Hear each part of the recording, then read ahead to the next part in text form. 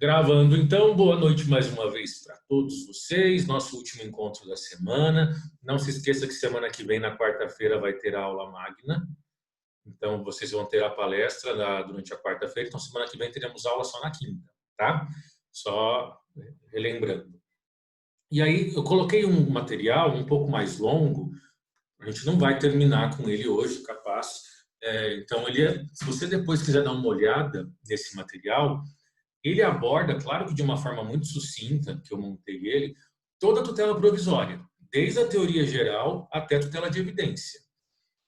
E nós vamos agregando novas informações, trabalhando com exemplos com vocês, tá? Nós tivemos ontem uma primeira ideia, uma primeira análise do que é a tutela provisória, mas agora nós vamos seguir pela estrutura do material disponibilizado como se fosse um quadro, né? E a gente vai trabalhando sobre isso, discutindo de uma forma também mais completa, mais abrangente, algumas questões de processo que não são necessariamente atreladas à própria tutela provisória, mas que fazem parte da compreensão do processo como um todo. O que é legal a gente perceber e ter esse entendimento. O processo civil é uma disciplina só, e mais do que isso, o direito é uma disciplina só. Então, nós fazemos essas divisões com um caráter acadêmico, metodológico, para o ensino. Mas precisamos entender que todas essas coisas estão interligadas. Eu começo o material e quero iniciar a fala a partir disso, né? Quando nós pensamos em tutela provisória, existe uma raiz das tutelas provisórias. Ontem nós comentamos do artigo 5º, inciso 35, que está no seu material, junto com o artigo 5º, inciso 78, como o grande fundamento, ou os grandes fundamentos constitucionais das tutelas provisórias. O princípio do acesso à justiça, no sentido de que as pessoas não podem ser impedidas de irem até o judiciário, de ir até o judiciário, melhor dizendo, para colocar ali as suas demandas, as suas situações. E, no outro ponto, nós temos essa garantia de um processo que tramite por um prazo razoável, que não fique eternamente sem uma resposta ou sem, de alguma forma, satisfazer aquilo que a pessoa busca. Além disso, pessoal, não podemos nunca, quando pensamos em qualquer instituto do processo, deixar de lado o princípio do devido processo legal. E quando nós pensamos em devido processo legal, isso é o inciso 54 do artigo 5º da Constituição. O artigo 5º, inciso 54, fala sobre devido processo legal. Mas em que efetivamente consiste a ideia do devido processo legal? Se nós buscarmos a origem do devido processo legal, ele é proveniente do direito inglês, um direito costumeiro, né, consuetudinário, como vocês já viram, já estudaram.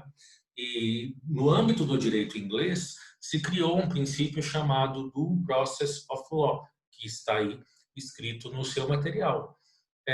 Qual é a dificuldade que muitas vezes na prática as pessoas possuem em compreender o quanto os princípios e os valores constitucionais são importantes e influenciam no processo? O Brasil traduziu o princípio do due process of law como devido processo legal. E essa tradução faz com que se acredite ou que se entenda que devido processo legal é um processo que observa a lei, é um processo que respeita a lei. Professor, mas isso está errado? Não é, a questão não é se isso está errado. A questão é que isso é muito menos do que ele significa. Porque lei não é law, né? Tanto que eu coloco aqui para você, do process of law versus statute law. Law, só a palavra law é direito. Né? Quando eu penso em lei, enquanto legislação, aí seria essa statute law. Então, a ideia do process of law, daquilo que nós chamamos de devido processo legal, na verdade, uma ideia de um processo. Me avisem, por favor, no Fayette está travando. Beleza, me avisem, tá? Qualquer coisa, se eu tiver que repetir. Fayette, você perdeu alguma coisa? Eu repito. Me fala onde você parou aí. Daí a gente faz esses ajustes.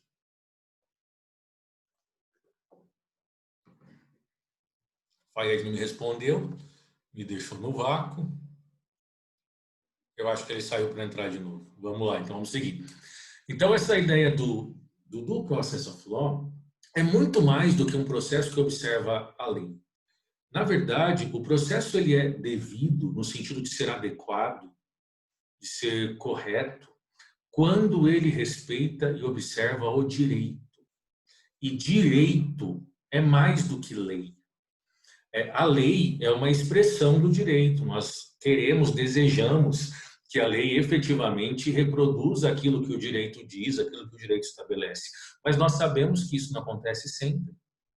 Nós já cansamos de ver leis que são injustas ou que foram declaradas inconstitucionais.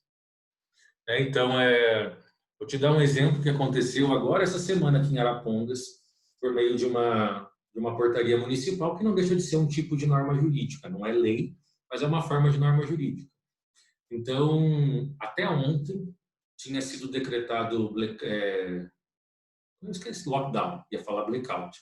Lockdown aqui em Arapongas no final de semana, sábado e domingo. Aí, assim, vi a entrevista do prefeito daqui. Primeiro que eu não sei qual é o problema que ele tem com o ex-prefeito de Apucarana, porque ele vive descendo cacete no Beto Preto. Não sei qual que é a situação que gera tanto problema entre eles. Mas, e aí ele falando que só vai ficar aberto no sábado e domingo, postos de combustível, postos de gasolina, mercados, açougues, porque é serviço essencial, coisas de saúde e, curiosamente, até então a Havan ficaria aberta. Aí, gente, que espécie de lockdown é esse? Que fecha todo mundo que tem o seu mercadinho pequeno, mercadinho não, mas assim, a sua atividade comercial pequena, e permite que as pessoas que realmente têm condição fiquem abertas. E outra, 2 dias, vai ser milagroso isso, sabe? O vírus só circula no final de semana. Como que funciona essa situação? Até que a crítica foi tão pesada em cima disso. E outra coisa, qual é o sentido da Havan ficar aberta? Para falar que é essencial? É uma coisa absurda. Até que agora, parece que hoje, veio uma nova portaria em que realmente vai fechar tudo, não vai abrir nem mercado. Não sabia, fiquei sabendo agora à tarde, não tinha visto isso. Num primeiro momento, houve esse questionamento por parte de muitas pessoas de uma norma que era até então injusta. Porque se entendeu que, poxa, realmente é tão essencial assim, só 2 dias o mercado não poder abrir? São 2 dias, não estou falando de ficar uma semana o mercado fechado. São 2 dias. Ou principalmente no que diz respeito ao açougue, né? Convenhamos, que também açougue ia pegar um pouco pesado. Agora, quando a gente pensa em coisas de saúde, como farmácia, aí não tem como. Efetivamente, não tem como fechar uma farmácia. Mas perceba, nós questionamos a norma jurídica. Da mesma maneira como nós temos a possibilidade de questionar a lei. Não é porque a lei é lei que ela deve ser seguida e observada da maneira mais cega possível. Não estou dizendo aqui que a gente tem que ser anarquista, não é isso. Mas a lei admite apreciação crítica. E dentro dessa apreciação crítica, nós podemos considerá-la adequada ou inadequada, interessante ou desinteressante. Nós temos leis que não foram revogadas formalmente, mas que indiretamente foram revogadas pelo desuso. O grande exemplo é a proibição do jogo do bicho. O jogo do bicho acontece na nossa cara o tempo todo. E ninguém é punido por isso. Houve revogação? Não, continua existindo. Da mesma maneira como antes de revogarem o crime de adultério, ninguém mais estava respondendo por adultério, penalmente falando. As consequências cíveis são outra coisa. Então, essa é uma compreensão muito importante, que pensar em devido processo legal é entender que o processo civil, seja ele qual for, e mais do que isso, qualquer processo, ele precisa respeitar o direito. E quando eu penso em direito, a lei representa o direito, sim, isso é verdade, mas eu não posso reduzir o direito à previsão legal. Eu não posso achar que o direito é somente aquilo que a lei diz que é correto ou incorreto, lícito ou proibido. O direito é muito mais do que isso. Quando eu penso em direito, no âmbito da reflexão, filosoficamente falando, ele está muito próximo com a ideia do justo ou da justiça. E a ideia da justiça exige um bom senso, né? Exige uma análise, uma reflexão muito complicada. É claro que se a gente for conversar sobre justiça, isso vai gerar um debate sem uma resposta correta, porque, na verdade, temos um problema, né? Quem diz o que é justo ou o que é injusto? Quem estabelece ou quem define esse tipo de análise ou tudo mais? Isso é muito difícil de se verificar, né? As pessoas questionam coisas que, na verdade, a princípio nem seria tanto uma questão para ser questionada, né? Não estou jogando o assunto do momento, né? O quebra-pau do momento, para que a gente fale sobre isso, não é o nosso foco, mas só para a gente refletir. Uma empresa privada, com dinheiro privado, faz uma opção de colocar entre as muitas pessoas que participam do comercial um transexual. Até que ponto o uso do dinheiro alheio é problema meu ou seu? Assim, a gente não está falando assim, existe uma questão de empresa privada fazendo isso e assim, isso gerou uma situação, e eu não estou dizendo o que eu acho, o que eu não acho, mas as pessoas ficam indignadas com uma situação dessa, mas não se indignam com a quantidade de religiosos que não pagam pensão, que maltratam as suas famílias dentro de casa.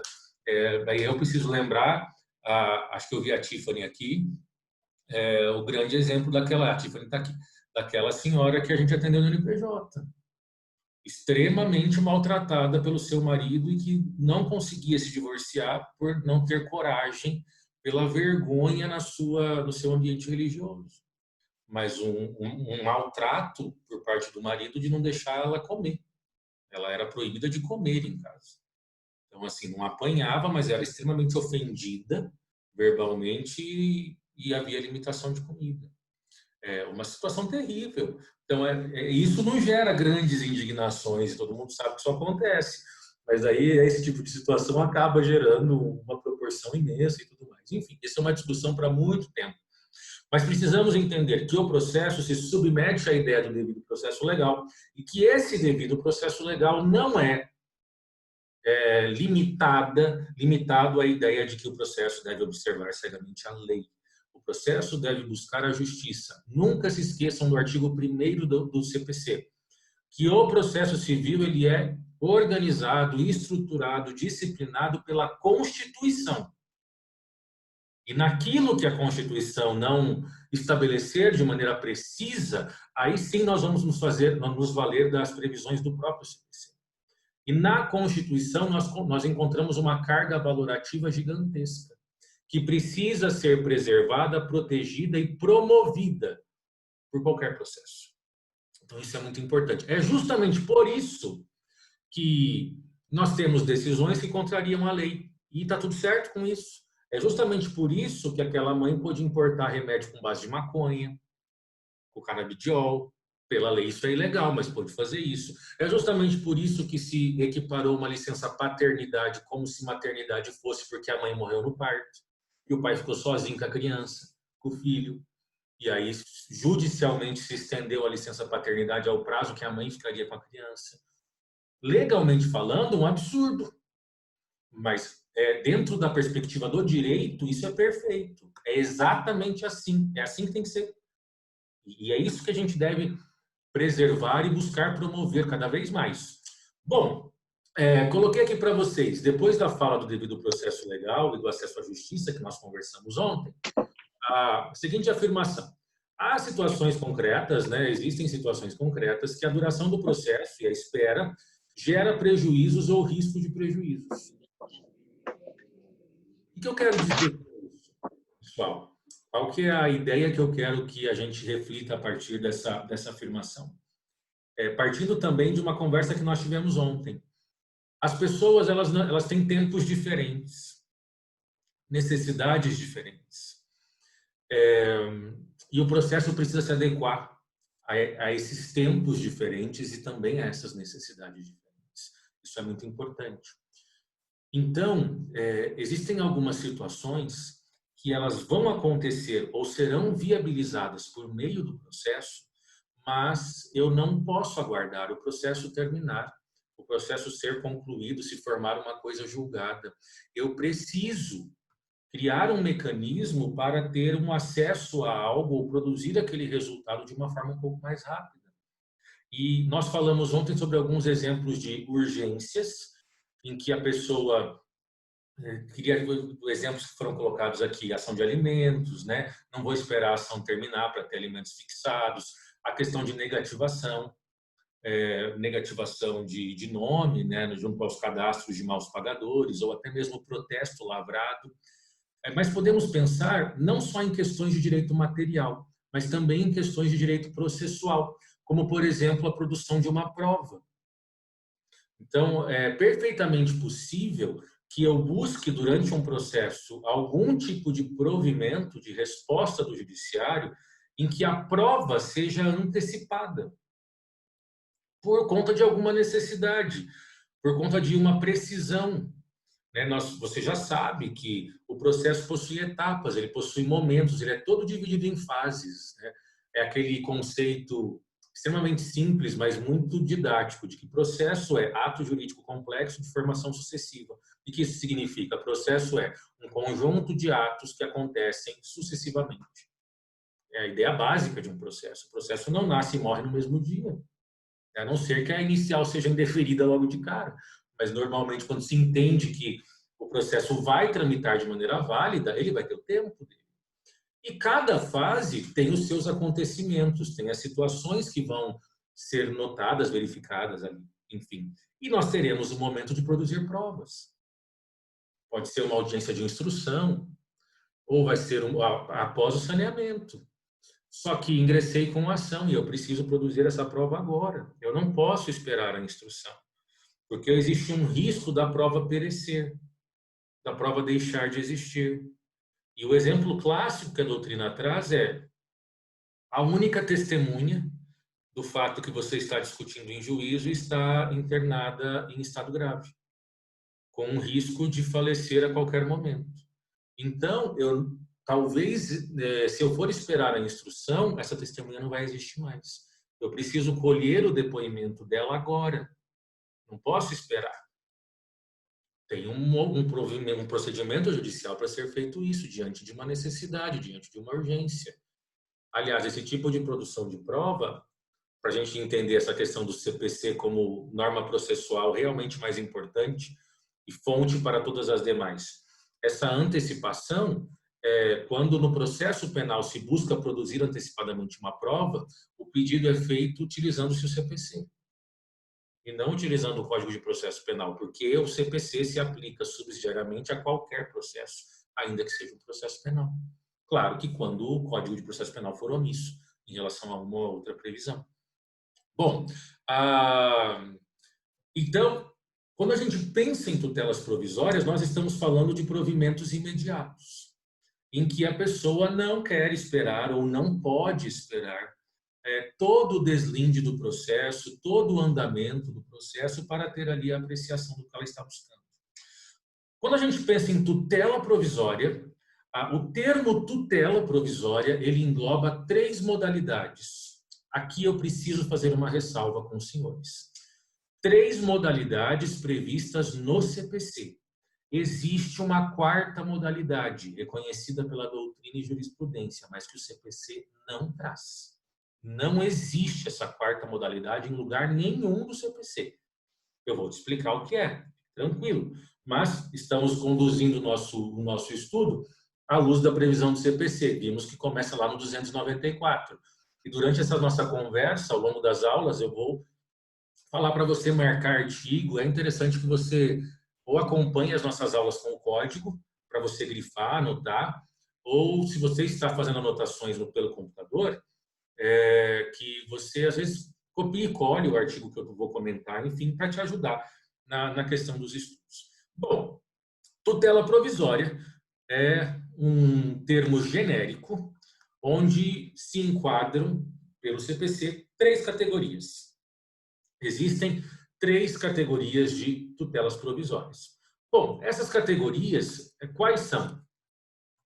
Tutela de urgência e evidência, mas aí não são 2, professor. Por que falou que são 3? É porque a tutela de urgência se divide em 2. Então, assim, se eu quero só dividir a divisão básica da tutela provisória, nós temos como tutela provisória tutela de urgência e tutela de evidência. Então, a princípio, duas. Mas por que a gente fala três? Porque na tutela de urgência ela se divide em duas. Certo? Vamos dar uma olhadinha lá no Código de Processo Civil.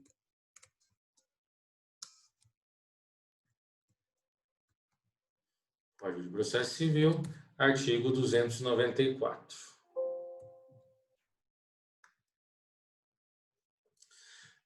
Por favor, me respondam. Para você, eu compartilhei aquela tela do material. Está aparecendo o CPC? O CPC está aparecendo? Beleza. Ou só o material? Está aparecendo só o material, tá? Beleza. Então, vamos dar uma olhadinha. Deixa eu pegar aqui o CPC para mostrar para vocês. Deixa eu localizá-lo. Vamos parar de compartilhar aqui para compartilhar o CPC. Pronto. CPC. Artigo 294. O artigo 294, na sua completude, tá? Caput e parágrafo único, ele nos diz quais são as categorias de tutela provisória. É simples, está muito claro a leitura. Olha o que diz o caput do 294. A tutela provisória pode fundamentar, sim, urgência ou evidência. Então, ele está dizendo para você, a tutela provisória é um gênero, é uma categoria composta por duas espécies, urgência e evidência. E aí vem o parágrafo único. A de urgência, cautelar ou antecipada, pode ser concedida em caráter antecedente ou incidental. Você vai entender tudo isso hoje, relaxa. O que é antecedente, o que é incidental. Mas o parágrafo único vem e nos diz a divisão da de urgência. Então, eu tenho tutela provisória, urgência e evidência, e a de urgência se divide em cautelar ou antecipada. Por isso que a gente fala três categorias. Porque quais são, então, as três categorias de tutela provisória? Cautelar, antecipada e tutela de evidência. Beleza? Vamos anotar isso. Vou colocar isso no chat para você ter isso aí bem bonitinho. A tutela provisória é gênero que possui duas espécies. Tutela de urgência, tutela de evidência. E a tutela de urgência se divide em duas, cautelar e antecipada. A antecipada também é chamada de antecipação dos efeitos da tutela. Também é um termo bastante conhecido. Então, essa é o primeiro esclarecimento que a gente precisa fazer. Então, tutela provisória, grande gênero, divide urgência e evidência, e a de urgência se divide em cautelar ou antecipada. E aí a gente tem que pensar, parágrafo único, para a gente fechar, falta 1 minuto e meio aí para cair. A de urgência, ela pode ser concedida em caráter antecedente ou incidental. Pessoal, eu vou encerrar, para a gente já voltar. Como eu estou gravando, vai ter o tempo de gerar o arquivo da gravação. A gente já volta e a gente retoma a partir daí. Até daqui a pouco.